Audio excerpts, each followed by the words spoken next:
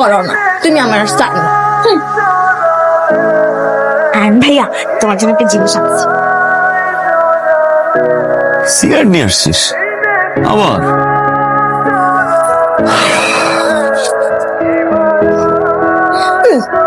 একটা সিগারেট ধরাও না, দেখি তোমাকে সিগারেট খেতে দেখতে কেমন লাগে। দেখে তোমাকে সিগারেট দেখতে কেমন লাগে। রুমের ভিতরে সিগারেট খায় পাগলে? ছাদে তো ঠিকই খাও, তাহলে চলো ছাদে। আরে ছাদে যাওয়া মানে পড়ছি তো। একটা সিগারেট ধরাও না ভাইয়া। টান ছিঁড়ে একেবারে তোমার সিগারেট ধরা এত পাচ্ছি না আমি। বেশি ফাজিল হয়ে গেছে না? এমন করো, যা বাসা যা। আমি আন্টিকে বলে দিব। এখনই গিয়ে বল, জানা আন্টিকে কিন্তু বলে দিব তুমি কিভাবে ফুক ফুক করে সিগারেট টানো। যা বল।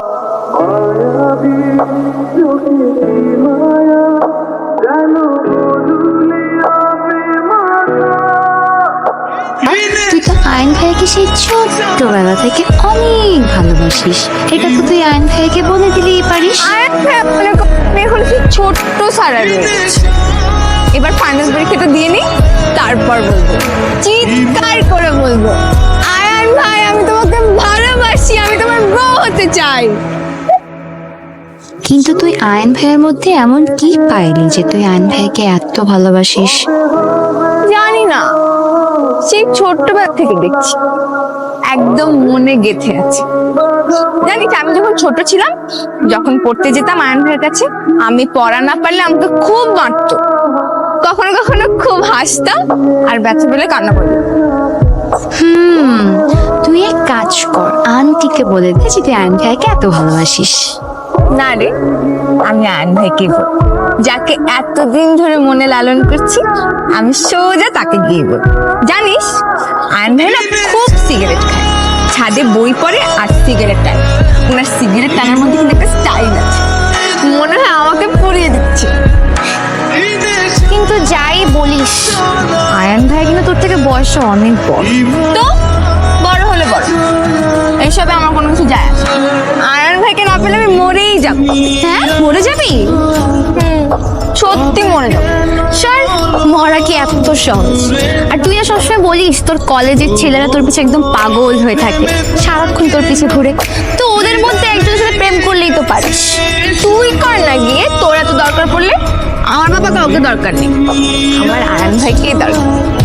ঠিক আছে, থাক আয়ন ভাই, সারাক্ষণ তাহলে আয়ন ভাইয়া আয়ন ভাইয়া আয়ন ভাইয়া।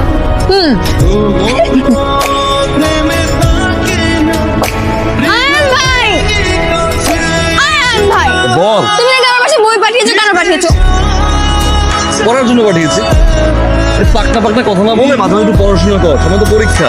বিদ্যা ছাড়া তো কিছু পারিস না। আমার তো বই পড়তে ভালো লাগে না, তুমি পড়ে শোনাও। পরীক্ষার রেজাল্ট এবার খারাপ হয়েছে না, বুঝবি কি করি আমি। আমার রেজাল্টে তোমার কি যায় আসে বলো তো? হ্যাঁ, তুমি ক্লাস 9 10 আমার স্যার ছিলে, এখন কিন্তু আর স্যার নেই।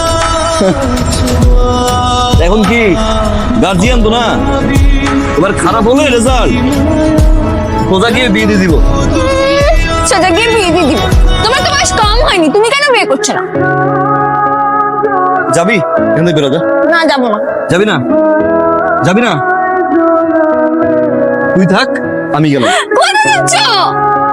আয়ন ভাই, তোমার জন্য একটা পাত্রী দেখেছি আমি, খুব মিষ্টি দেখতে, একেবারে আমার মতো। এই, তুই আয়ন ভাইকে বলেছিলি তোর মনের কথাগুলো?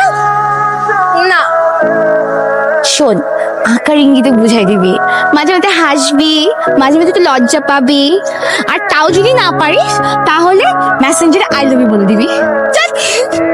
বললাম না, ফাইনাল পরীক্ষা দেওয়ার পরে বলবো, যেই দিন রেজাল্ট পাবো সেই দিনই বলবো। আয়ান ভাইয়া, আমি তোমাকে সেই পিচ্চি কাল থেকে ভালোবাসি, তুমি কেন বোঝো না? তুমি তো গাধা কেন? শোন, সেই দিন আয়ন ভাইকে দেখলাম রাস্তায় টেনে টেনে সিগারেট খাচ্ছে, উফ কি যে জোস লাগতেছিল না। খবরদার, তুই আমার আয়ন ভাইয়ের দিকে একদম নজর দিবি না, নজর দিলে কিন্তু খবর আছে। আই, আমি তোর আয়ন ভাই দিকে কেন নজর দিব? আমার বয়ফ্রেন্ড আছে না। 42 হাউস 7, তাই তো? জি জি, আমি আমি অন টাইমে, জি আমি অন টাইমে চলে আসবো।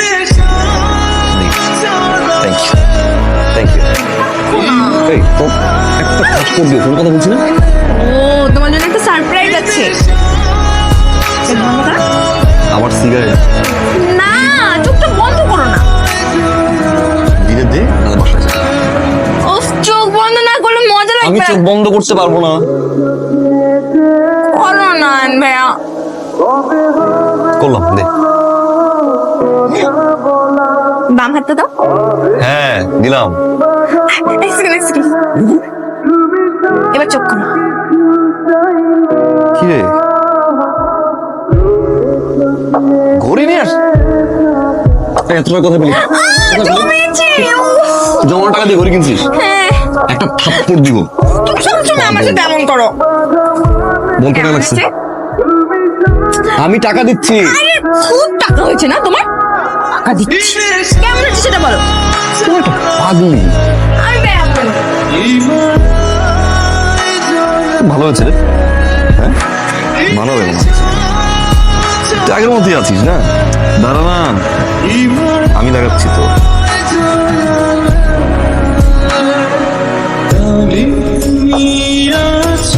মানিয়েছে খুব। এবার যা।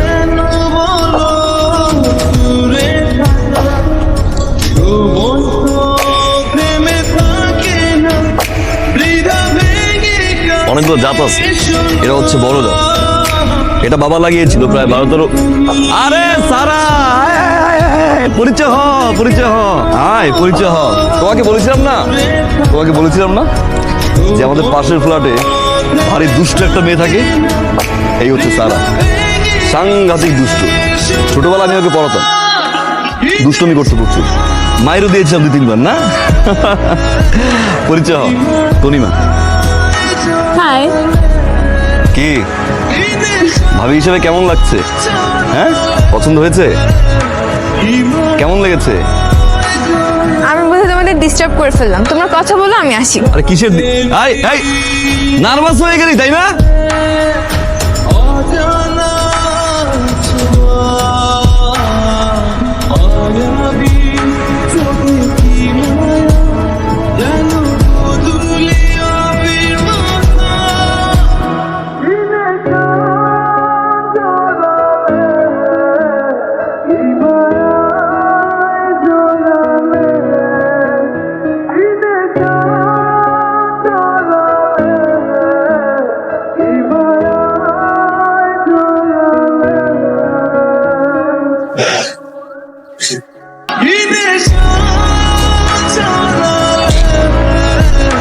İmar